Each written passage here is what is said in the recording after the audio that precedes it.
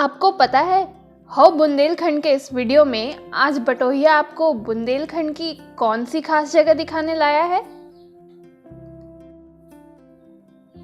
वो जगह जिसे आपने भंसाली की फिल्म के सेट पर तो शायद देखी होगी, आज असल में देख लीजिए। यानी कि बुंदेलखंड की वो जगह जहां रहती थी मस्तानी। मस्तानी की बात हम करेंगे, लेकिन पहले सुनते हैं बुंदेलखंड केसरी कहलाने वाले यहाँ के महाराजा छत्रसाल की कहानी। महाराजा छत्रसाल को यूं ही नहीं बुंदेल केसरी कहा जाता है। इनकी वीरता, संघर्ष और स्वाभिमान के किस्से सुनेंगे तो आप भी गर्व से भर उठेंगे कि ऐसे स्वाभिमानी और प्रतापी राजा सिर्फ भारत में ही हो सकते हैं। और फिर बुंदेलखंड तो है ही वीरों की भूमि। इत यमुना उत नर्मदा, इत यमुना उत नर्मदा, इत चंबल उत उत टॉस। छत्रसाल सोलरन की रही न काहू होस, छत्रसाल सोलरन की रही न काहू होस।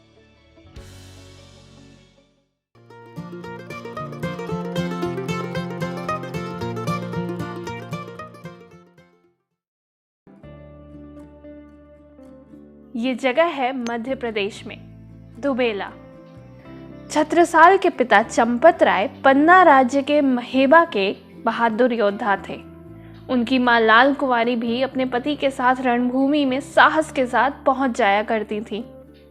अब ऐसे माँ बाप का बेटा भविष्य में इतिहास तो लिखेगा ही। छत्रसाल के माता पिता ने 5 साल की उम्र में ही उन्हें युद्ध कौशल सीखने के लिए अपने मामा के पास भेज दिया था। जब छत्रसाल मात्र 12 वर्ष के थे तो एक दिन खबर आई कि युद्ध के मैदान में किसी ने उनके पिता के साथ विश्वासघात किया है और उनकी मृत्यु हो गई। रानी लाल कुंवारी ने भी अपने पति के साथ अपनी जान दे दी। 12 साल के छत्रसाल और एक लुटा हुआ राज्य। छत्रसाल अपनी मां के कुछ गहने लेकर जैसे तैसे महेबा से भाग गए। अपने पिता के मित्र जयसिंह के साथ उन्होंने रण कौशल सीखा। जयसिंह तब औरंगजेब के लिए काम करते थे। उन्होंने छत्रसाल की वीरता देखी तो उनको एक अहम युद्ध के लिए भेज दिया। छत्रसाल अपने प्राणों को मानो भूल गए और जंग के मैदान में दुश्मनों पर बिजली की तरह टूट पड़े। अपने दम पर उन्होंने ये लड़ाई तो जीत ली, लेकिन उनके बादशाह औरंगजेब ने जीत का श्रेय उनको नहीं दिया। इसी निराशा ने छत्रसाल के भीतर वो लौ जलाई जो आज भी मसाल के रूप में नजर आती है। छत्रसाल ने फैसला किया कि अब वो किसी और के लिए युद्ध नहीं करेंगे, बल्कि केवल और केवल अपनी मातृभूमि के लिए लड़ेंगे। अपने इस फैसले के साथ वे छत्रपति शिवाजी से मिलने गए। छत्रपति और छत्रसाल की मुलाकात ऐतिहासिक साबित हुई। शिवाजी ने छत्रसाल के साहस के किस्से पहले ही सुन रखे थे। उन्होंने छत्रसाल को सही रास्ता दिखाया। इसके बाद छत्रसाल स्वराज की सौगंध लेकर बुंदेलखंड वापस आ गए।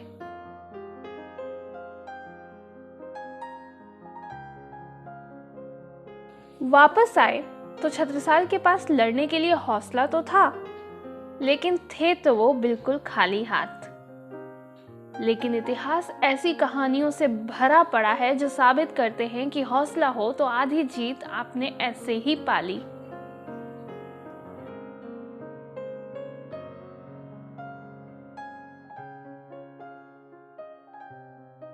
उस समय छत्रसाल की मदद के लिए कोई राजी नहीं हुआ, क्योंकि कोई भी मुगलों से दुश्मनी नहीं मोल लेना चाहता था। 5 घुड़सवार और 25 पैदल सैनिक। सुनने में ये संख्या शतरंज के खेल की गोटियों जैसी लगती है। 5 घुड़सवार लेकर कोई युद्ध करता है भला? जी हाँ, यही थी छत्रसाल की पहली सेना और इसी सेना के साथ उन्होंने पहली फतह पाई थी। अपने पिता के राज्य पन्ना को उन्होंने मुगलों से छुड़ा लिया। इसके बाद उनका अदम्य साहस और पराक्रम हर किसी पर भारी पड़ता रहा। वे लगातार लड़ाइयां लड़ते रहे और अपनी सेना को बढ़ाते रहे। वे जहां भी युद्ध करते, जीत उनकी होती। वे जिस ओर अपना घोड़ा मोड़ लेते, उस ओर उनकी जीत निश्चित थी। और इस तरह उन्होंने पूरे बुंदेलखंड को मुगलों से आजाद करा लिया और बुंदेल केसरी महाराजा छत्रसाल कहलाए। छत तोरे राज में धक धक धरती होय, जित जित घोड़ा मुख करे तित तित फतेह होय। छत तोरे राज में धक धक धरती होय, जित जित घोड़ा मुख करे तित तित फतेह होय। इत यमुना उत नर्मदा, इत यमुना उत नर्मदा, इत चंबल उत उत टॉस। इत यमुना। अब बात कर लेते हैं मस्तानी की, जिनका नाम देखकर आप ये वीडियो देखने आए हैं।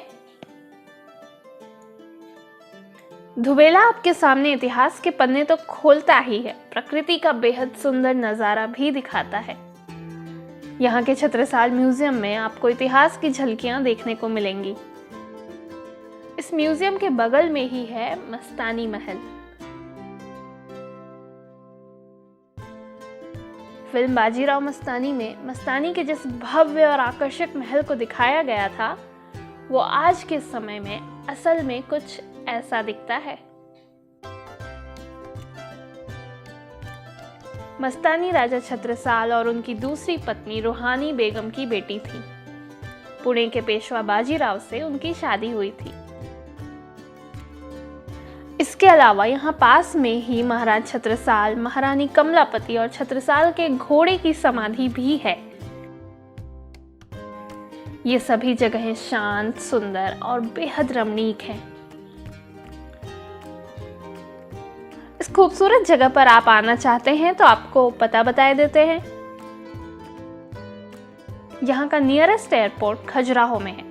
अगर आप ट्रेन से आना चाहते हैं तो आप अपना टिकट महोबा, हरपालपुर, खजुराहो या झांसी में से कहीं का भी करा लीजिए। हाउ बुंदेलखंड का ये वीडियो आपको कैसा लगा? आपकी राय का हमें इंतजार रहेगा। और हाँ, बटोहिया के साथ सफर में आप नए हैं तो चैनल को सब्सक्राइब कर लीजिए। आपसे मुलाकात होगी अगले वीडियो में। तब तक के लिए बटोहिया का बाय बाय।